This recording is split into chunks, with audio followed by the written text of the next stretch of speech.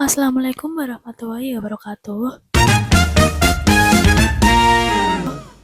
Halo teman-teman, kali ini kita akan membahas masa yang paling gemilang dalam sejarah Islam. Apa sih itu? Oh my god. Yaitu dinasti Umayyah dan dinasti Abbasiyah.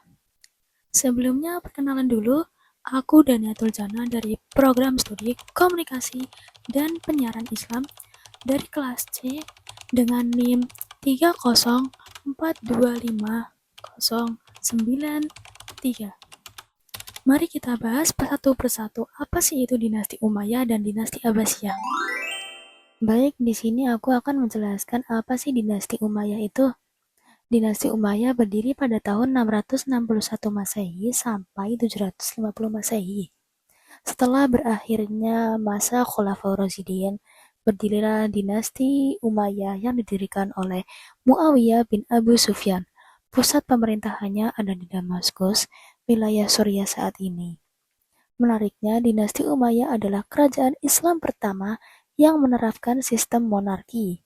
Apa sih itu sistem monarki? Sistem monarki adalah kepemimpinan diwariskan dalam satu keluarga. Pada masa ini, wilayah kekuasaan Islam sangat luas, membentang dari Spanyol di barat hingga India di timur. Bayangin deh betapa besarnya pengaruh Islam pada waktu itu.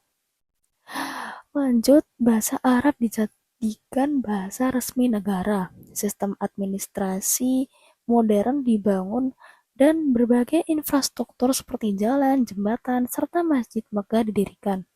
Salah satunya Masjid Umayyah di Damaskus yang berdiri sampai sekarang.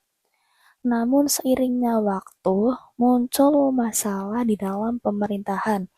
Ada konflik politik antar keluarga kerajaan, serta kesenjangan antara orang Arab dan non-Arab yang disebut Mawali. Nah, dari sinilah muncul gerakan baru yaitu Gerakan Abbasiyah yang akhirnya menggulingkan kekuasaan Umayyah. Lalu kita lanjut ke materi dinasti Abbasiyah yang berdiri dari tahun 750 Masehi sampai 1258 Masehi.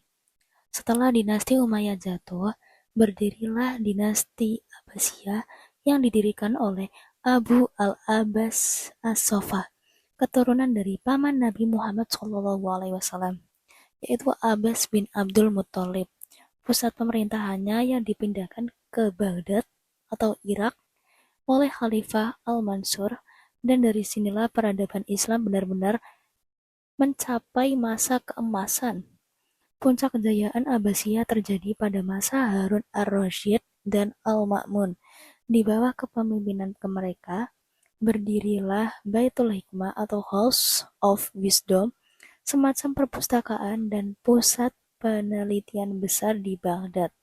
Di tempat ini, para ilmuwan dan berbagai negara menerjemahkan dan mengembangkan ilmu dari Yunani, Persia, dan India.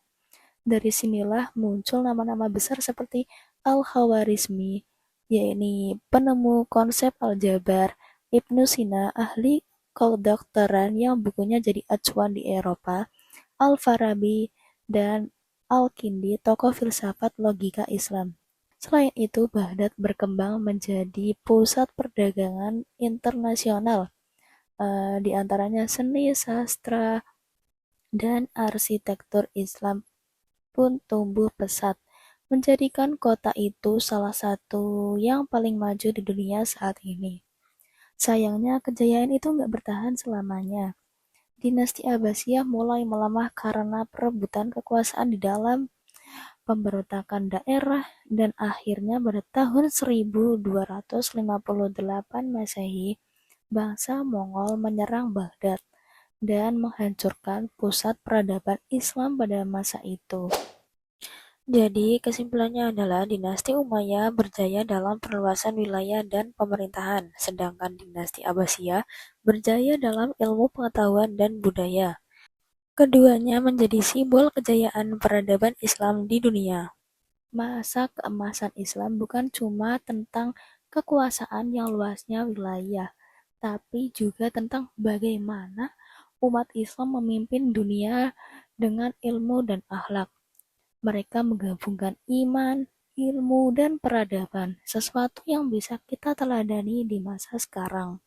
Mungkin itu saja yang dapat saya sampaikan. Kurang lebihnya mohon maaf. Saya Danitul Jannah. Wassalamualaikum warahmatullahi wabarakatuh.